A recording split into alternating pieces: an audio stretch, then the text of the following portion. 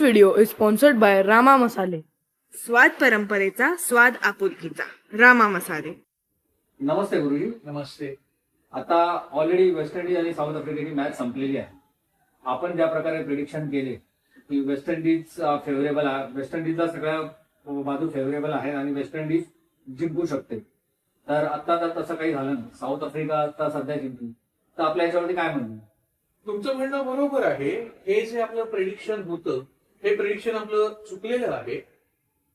शेवटी हा एक आपला अभ्यासाचा भाग आहे आणि मी तुम्हाला पहिल्याच वेळेला सांगितलं होतं की आज जे ज्योतिषशास्त्र उपलब्ध आहे, आपण जो अभ्यास करतो त्याने आपण 80 ते 90% आपलं प्रेडिक्शन बरं जाऊ शकतं, बरोबर जाऊ शकतं, कारण शेवटी या शक्यता असतात. आणि जसं मी म्हटलं तसं की कोणतंही शास्त्र जे आहे ते कधीच परिपूर्ण नसतं, ते कधीच 100% बरोबर आहे, 100% अचूक आहे असं कधीच नसतं.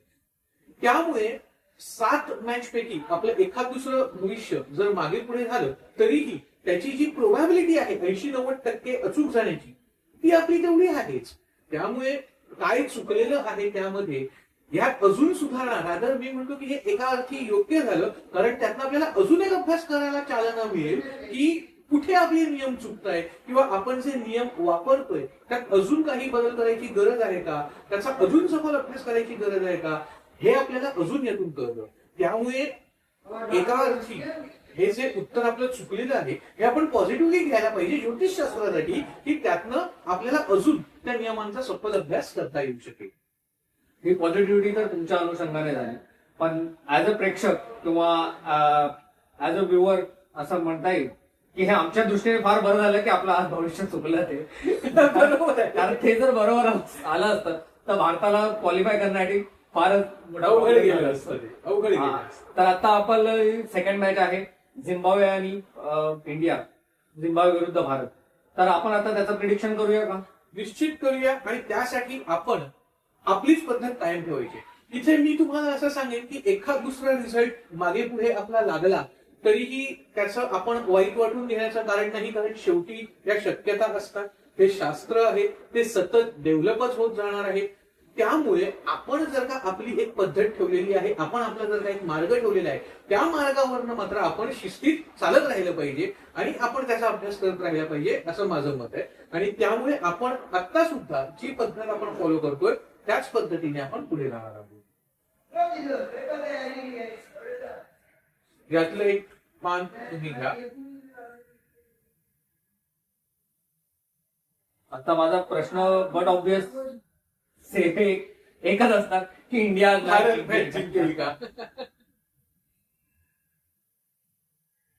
बदाम 10 आलेले आहे.